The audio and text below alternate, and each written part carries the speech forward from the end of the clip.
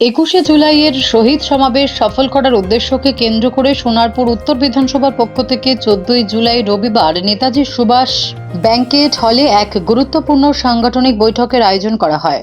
সকাল 11:30 নাগাদ শুরু হয় এই বৈঠক এবং শেষ হয় দুপুর 3টে নাগাদ। এই বৈঠকে উপস্থিত ছিলেন সোনারপুর উত্তর বিধানসভার বিধায়ক ফিরদৌসী বেগম, সোনারপুর উত্তর বিধানসভার সাংগঠনিক প্রধান নজরুল আলী মণ্ডল, দক্ষিণ 24 পরগনা তৃণমূল কংগ্রেস ট্রেড ইউনিয়নের সভাপতি শক্তি মণ্ডল সহ সোনারপুর উত্তরের একাধিক কাউন্সিলর। এছাড়াও উপস্থিত ছিলেন ছাত্র যুব জয় হিন্দ বাহিনী, শ্রমিক সংগঠন, INTTUC ও সোশ্যাল মিডিয়ার কর্মীগণ। এদিন সোনারপুর উত্তর বিধানসভার বিধায়ক ফিরদৌসী বেগম বলেন, আজকে আমাদের তো 21শে জুলাই, তার তো সাংগঠনিক মিটিং সবসময় আছে। আজকে সেই মিটিং এবং তার সঙ্গে নতুন করে আমাদের একটা পদক্ষেপ নেওয়া হলো। ছাত্র যুব জয় হিন্দ এদের মাদার কমিটি এবং একদম লেভেল নিচতলা পর্যন্ত বুথ ধরে ধরে কমিটি করে প্রত্যেক মাসে এই আলাদা আলাদা করে ছাত্র আলাদা বসবে, মাদার আলাদা বসবে, মহিলা যেমন আলাদা আছে তেমন INTC, সোশ্যাল মিডিয়া, সব আলাদা আলাদা সেক্টর আলাদা আলাদাভাবে সংগঠনটাকে আরও মজবুত করার জন্য আমাদের প্রত্যেক মাসের শেষ যে রবিবারটা পাওয়া যাবে সেই রবিবারটায় আমাদের একটা করে মিটিং হবে। মানে পরবর্তী বিধানসভা নির্বাচনের আগে মুখ্যমন্ত্রী আমাদের নির্দেশ দিয়েছেন যে বেশি বেশি করে মানুষের কাছে পরিষেবা পৌঁছে দিতে হবে। তো সেই বিষয়টাকে মাথায় রেখে কি সিদ্ধান্ত নিয়েছে? এই মিটিংগুলো যেগুলো হচ্ছে মূলত আমাদের ওটাই আলোচনা যে তারা পাড়ার পুরো বুথ স্তর থেকে আমাদের কর্মী সংগঠককে তোলা হচ্ছে। তারা বিভিন্ন বাড়ি বাড়ি বিভিন্ন জায়গায় বিভিন্ন মানুষের সাথে কথা বলবে, যে ধরনের সমস্যা আছে তারা তুলে আনবে। এবং আমাদের প্রত্যেক বছর তো 4বার 3বার 4বার 5বার করে দুয়ারের সরকার এবং আমাদের আলাদাভাবে আমরাও পরিষেবা দিই।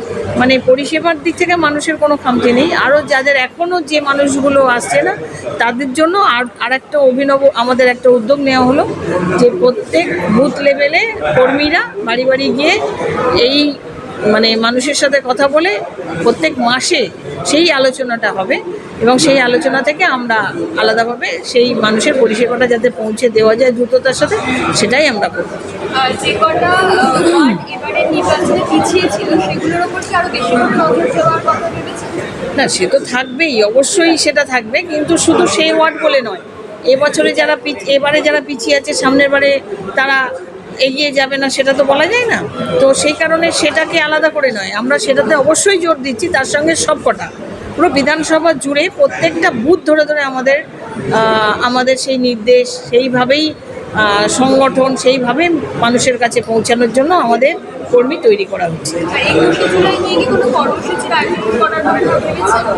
21শে জুলাই না, 21শে জুলাই যেমন আমাদের মিটিং মিছিল পথসভা, এই প্রত্যেক দিন আমাদের একটা করে মিটিং। এই আজকে বড় করে একটা মিটিং হয়ে গেল। আবার 16 তারিখ একদম জেলার INTC ডাকে আমাদের সেখানে জয় হিন্দ অডিটোরিয়ামে, সেখানেও মিটিং আছে। প্রত্যেক দিন সন্ধ্যের সময় আমাদের যেরকম পথসভা থাকে, আবার প্রত্যেক ওয়ার্ডে ধরে ধরে মিটিং আছে। এগুলো তো আছে, এগুলো বাদ দিয়েও আবার আমরা আলাদা অন্যরকম কিছু মিটিং করছি, যেগুলো মানে প্রপারেতে যে কাজগুলো হয় তার বাইরেও কিছু সংগঠনকে নিয়ে সংগঠনটা আরও বড় করার জন্য, বিশাল মানে যত বড় করা যায় সেই চিন্তা ভাবনায় একদম বুথ স্তরের ছোট ছোট ছেলেদেরকে আরও তুলে আনা, যাতে করে মানে যারা একদম ভোটার, নতুন প্রজন্ম, নতুনভাবে কাজের উৎসাহ যাদের মধ্যে আসছে তাদেরকে তুলে আনা, তাদেরকেই দলে গুরুত্ব দিয়ে, তাদেরকে কাজের দায়িত্ব দিয়ে, তাদেরকে মানুষের কাছে পাঠিয়ে আমাদের কিছু কাজ তোলা। আমাদের চিন্তাভাবনা হচ্ছে সোনারপুর উত্তর বিধানসভার সংগঠনটা আরও মজবুত যাতে হয় এবং সংগঠনের আমাদের যারা ওয়ার্কার তারা যেন আরও বাড়ে, বৃদ্ধি পায়, সেই চিন্তাভাবনাই আমাদের এই ধরনের মিটিংগুলো চলছে। সোনারপুর উত্তর বিধানসভার সাংগঠনিক প্রধান নজরুল আলী মণ্ডল বলেন, আমাদের আজকের বৈঠকে মূলত আলোচ্য বিষয় ছিল আমাদের সেই শহীদ সমাবেশ 21শে জুলাই। তাকে কেন্দ্র করে আমরা আমাদের ছাত্র যুব জয় হিন্দ, আমাদের শ্রমিক সংগঠন, সোশ্যাল মিডিয়া সর্বস্তরে কর্মীদেরকে নিয়ে আমাদের মাসিকভাবে আমরা যে সাংগঠনিক সভাগুলো করি সেটাও একটা মিটিং ছিল। পাশাপাশি আমরা এই 21শে জুলাই শহীদ সমাবেশকে যাতে সাকসেসফুল করতে পারি, আমরা প্রত্যেকটা অঞ্চল, প্রত্যেকটা ওয়ার্ড থেকে আমাদের যে সমস্ত কর্মীরা যাবে তাদেরকে আমরা কীভাবে নিয়ে যাব, তাদেরকে কীভাবে আমরা নিয়ে আসা হবে, এই সমস্ত বিষয়ে আলোচনা আমাদের করা যাবে। আপনি যেহেতু সাংগঠনিক প্রধান, সেক্ষেত্রে সংগঠনকে তারা মজবুত করার জন্য কি কি সিদ্ধান্ত নিয়েছে? সংগঠন মজবুত করার জন্য আমরা একাধিক পদক্ষেপ আমরা নিয়েছি। সেই পদক্ষেপগুলো আমরা আমাদের প্রত্যেকটা শাখা সংগঠনকে আমরা বলে দিয়েছি। কোনো রকমের সংগঠনে কোনো ফাঁক ফোকর রাখা যাবে না, তাদেরকে সেভাবে আমরা নির্দেশ দিয়েছি, গাইড করেছি। এবং এই ধরনের সভা আমরা প্রত্যেক মাসে করব। সর্বস্তরে শাখা সংগঠনে যারা দায়িত্বে আছেন তাদেরকে অ্যাক্টিভ হতে হবে। পদ ধরে বসে থাকা যাবে না। পদ পেলে সেই পদের মূল্যায়ন করতে হবে, কাজ করতে হবে। সেই বার্তাটা আমরা আজকে দিয়েছি।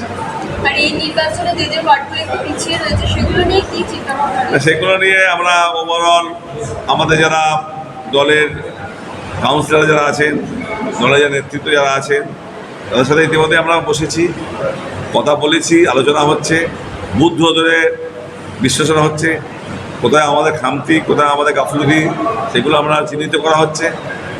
আশা করছি আমরা আগামী দিনে আমাদের রেজাল্ট ভালোই হবে।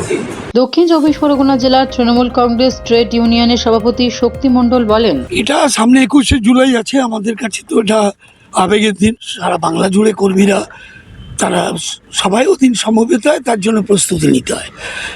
এবং সাংগঠনিকভাবে নির্বাচনে 4টে আমরা জিতেছি। স্বাভাবিক এটা আরও বেশি করে কর্মীদের অনুপ্রাণিত করেছে লোকসভা ছাড়া 4টে উপনির্বাচনেও।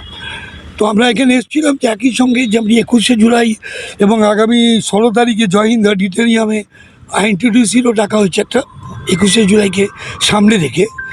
কিন্তু যেটা মূল প্রশ্ন হচ্ছে যে একটা দল তার সাংগঠনিক প্রক্রিয়ার উপর টিকে থাকে। মূলত সাংগঠনিক বৈঠক ছিল। এটা সাংগঠনিক পর্যালোচনা বৈঠক। গত লোকসভার নির্বাচনের সময় যেখানে যেখানে মনে হয়েছে গ্যাপ আছে সেগুলোকে হাউ টু ফিল আপ, এটার জন্য কর্মীদের মতামত নেওয়া, একসঙ্গে বসা এবং আগামী দিনে যাতে সেই জায়গাগুলো ওভারকাম করতে পারি সেটাকে আলোচনা বৈঠক। পরবর্তী নির্বাচনের আগে কিভাবে কাজ করার বার্তা দিলেন? দেখুন, আমাদের মূল ব্যাপার হচ্ছে we should be United first. নিজের স্বার্থ ভুলে গিয়ে ব্যক্তির থেকে দল বড়, এটা বড় কথা। দলের থেকে দেশ বড়। দলটাকে যদি সবাই মিলে একসঙ্গে করি তার দেশের জন্য লড়বো কী করে, সেটাই মূল বার্তা। এক থাকুন, একসঙ্গে লড়ুন, একসঙ্গে বাঁচুন, দলকে রক্ষা করুন, নিজেকে রক্ষা করুন। আর 21শে জুলাই নিয়ে কি বলা? 21শে জুলাই তো বলেছে আবেগের দিন।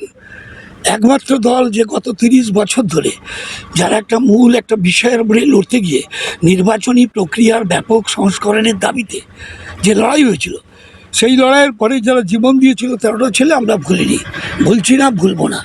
শহীদের রক্ত হবে না খুব ব্যর্থ। তাই 21শে জুলাই আমাদের কাছে নতুন করে চলার শপথ নেওয়ার একটি দিন। সবাইকে যেতে হবে, এটাই শেষ কথা। কমিটির এক সদস্যা বলেন, আমি সোশ্যাল মিডিয়ামে 5 নম্বর ওয়ার্ড থেকে আছি। এখানে মূলত কি কি বিষয় নিয়ে আলোচনা হলো?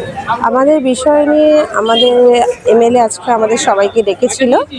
তো আমাদের 5টা কমিটির সব সংগঠনের সব যারা কোর কমিটিতে আছে তাদেরকে ডেকেছিল। তাই নিয়ে আমাদের একটা মিটিং হলো। যারা আমরা একটু যারা ঝিমিয়ে পড়েছিল তাদেরকে আরও উজ্জ্বল করবার জন্য এই নিয়ে কিছু এরকমই কিছু একটা। পরবর্তীকালে কাজ করার জন্য কোনো বার্তা এসেছে?